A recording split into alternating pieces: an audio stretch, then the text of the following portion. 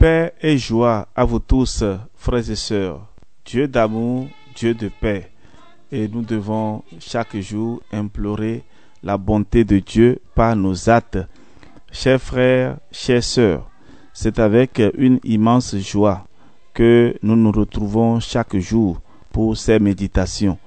Le temps consacré à Dieu a plus de valeur que nos pertes de temps. N'oubliez jamais, ceux et celles qui perdent le temps sur les réseaux sociaux à ne rien faire, vous êtes en train de détruire votre âme. Il y a beaucoup de formations que vous pourriez faire pour améliorer la qualité de votre vie. Alors ne restez pas là sur les réseaux sociaux à regarder seulement ce que les autres font et à tuer votre âme. Faites beaucoup attention, chers frères et sœurs.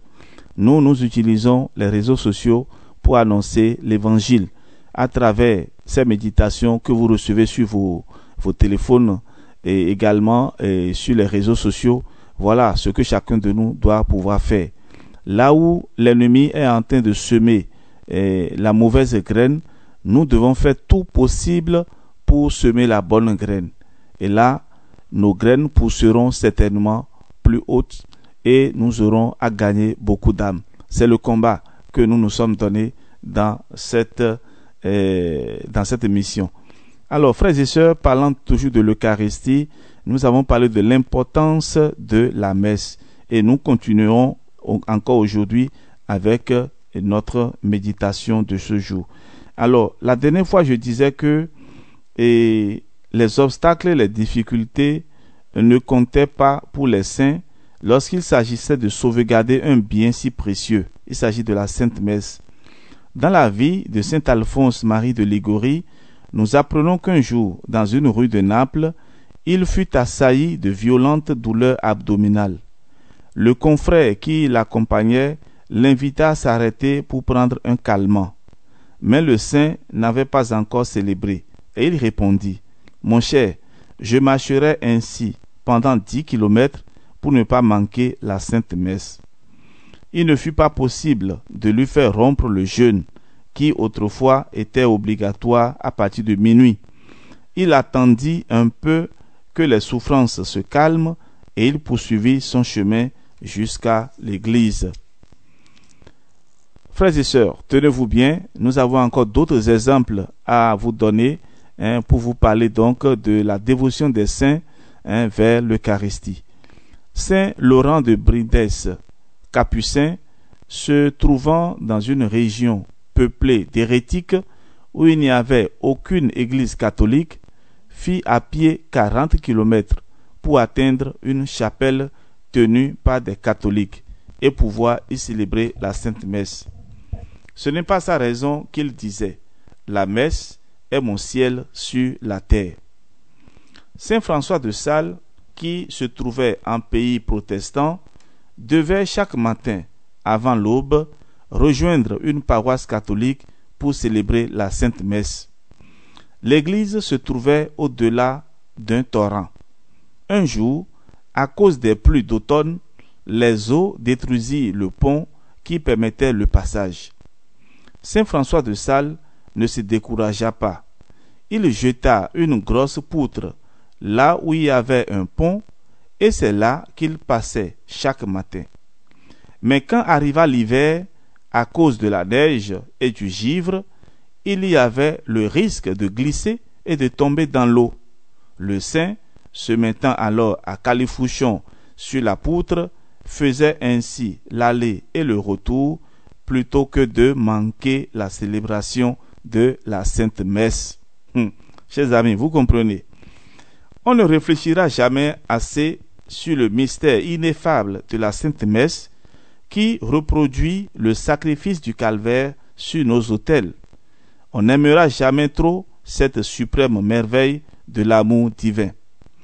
Saint Bonaventure écrit : la messe est l'œuvre par laquelle Dieu met sous nos yeux tout l'amour qu'il nous a donné. D'une certaine manière, elle est la synthèse de tous les dons qu'il nous a faits. Saint Jean Bosco recommandait instamment : veillez à prendre part à la messe, même les jours ordinaires, même au prix de quelques inconvénients. Vous obtiendrez alors du Seigneur de nombreuses grâces. Cela rejoint le témoignage que j'avais partagé avec vous, je crois il y a 2 jours, quand je parlais de mes maîtres catéchistes qui m'ont gardé en 3e année de catéchèse. Voilà, je me souviens maintenant du nom du maître catéchiste, c'est monsieur Ahirihenu Christophe. Je crois qu'il est encore à Natitengu ou dans ses environs. En tout cas, il était à Natitengu, à la cathédrale Immaculée Conception. Aujourd'hui, la cathédrale s'appelle Jésus Sauveur, si j'ai bonne mémoire. Alors, vous voyez donc, en donnant ce témoignage, c'est pour inviter encore les maîtres catéchistes et les enseignants de religion à donner le meilleur des enseignements à nos enfants aujourd'hui. Vous voyez, la catéchèse laisse beaucoup à désirer aujourd'hui. On ne donne même plus l'occasion aux enfants de faire des recherches. Et moi, je me rappelle encore, paix à l'âme de monsieur Jean-François Gonzalo, c'est le grand frère de l'évêque de Porto-Novo actuel au Bénin. Voilà. Et avec notre maître, il nous faisait faire le commentaire de l'évangile du dimanche. Et donc, chaque samedi, quand nous venions à la catéchèse, chaque catéchumène, ou bien à tour de rôle, on devait préparer un commentaire sur les lectures de la messe du dimanche. Et cela nous aidait beaucoup à nous préparer vraiment. Ce sont eux qui m'ont enseigné que à partir de jeudi déjà, il faut commencer à lire les textes qui seront proclamés le dimanche à la messe. Et donc déjà à partir de jeudi, il est conseillé de préparer sa messe, la messe du dimanche. Donc en lisant la première lecture, le psaume, la deuxième lecture et l'évangile. Et voilà, le dimanche, lorsque tu seras à la messe et lorsque le prêtre, après la proclamation de l'évangile, lorsque le prêtre fera son sermon, tu pourras bien comprendre. Tu pourras bien comprendre. Et on vit bien et autrement la messe. Et la messe ne doit pas être une routine. C'est-à-dire comme si on vient à la messe et juste pour chauffer les bancs et puis on retourne à la maison sans rien garder.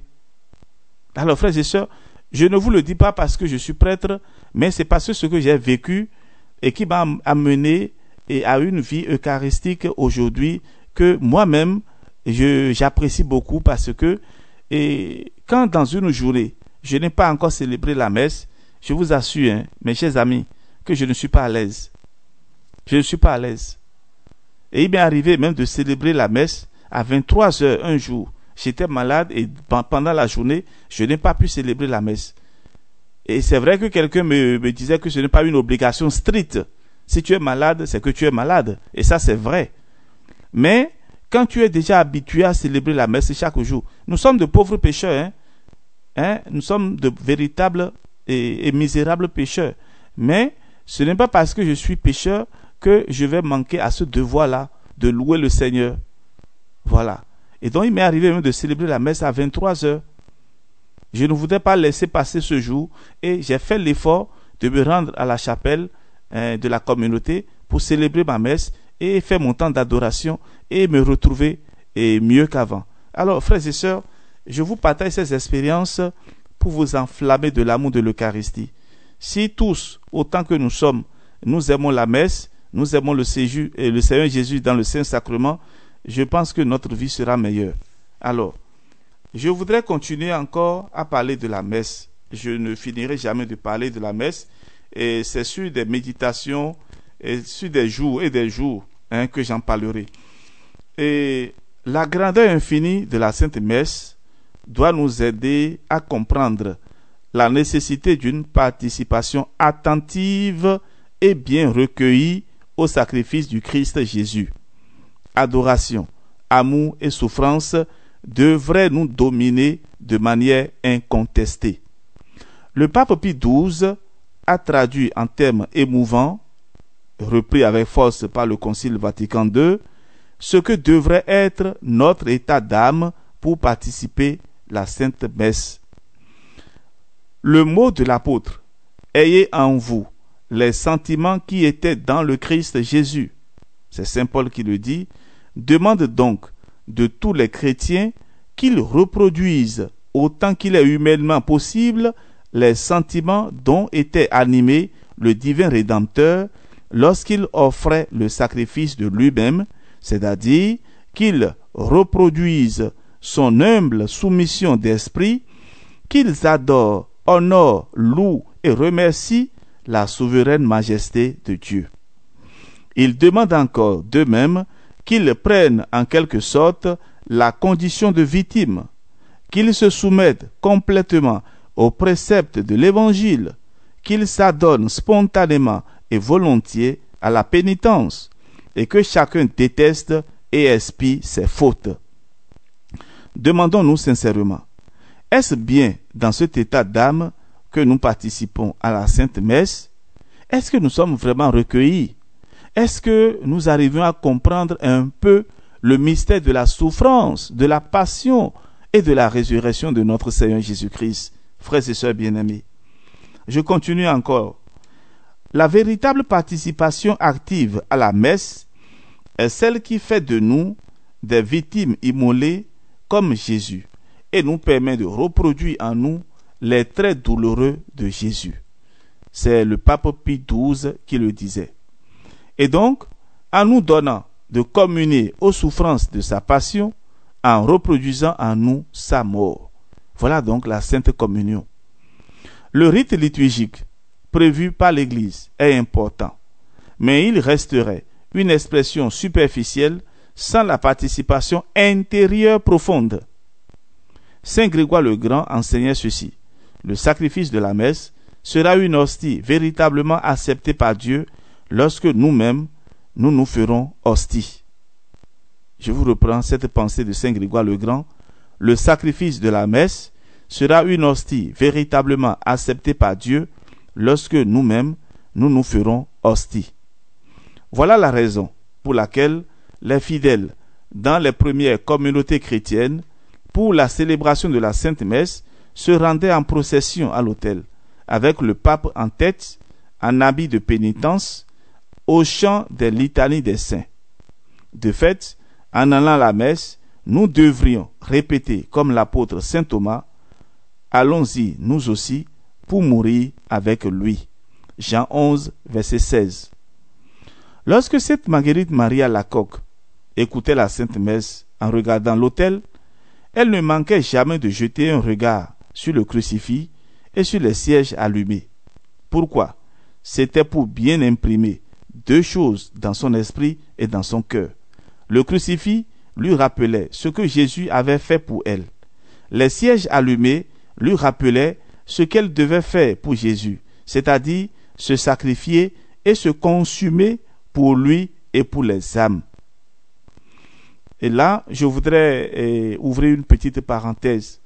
Très souvent, lorsque vous entrez dans une église et que vous allumez une bougie, un siège, alors vous pouvez vous asseoir un instant et prier et dire par exemple au Seigneur que cette bougie qui s'allume et qui va s'éteindre en se consumant et ressemble à ma vie, ou bien que ma vie ressemble à ce siège que je viens d'allumer pour toi, Seigneur.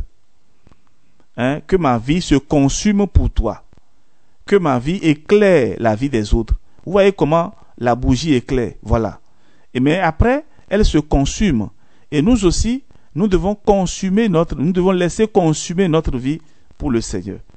Alors, frères et sœurs, je vais continuer dans la prochaine méditation à parler encore de la Sainte Messe. Et nous allons nous arrêter là pour aujourd'hui.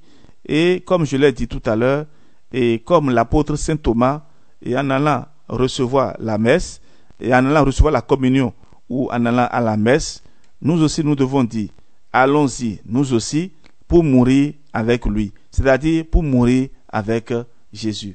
Que Jésus Sauveur vous protège et vous accorde sa paix. Au nom du Père et du Fils et du Saint-Esprit. Amen. À demain pour la suite.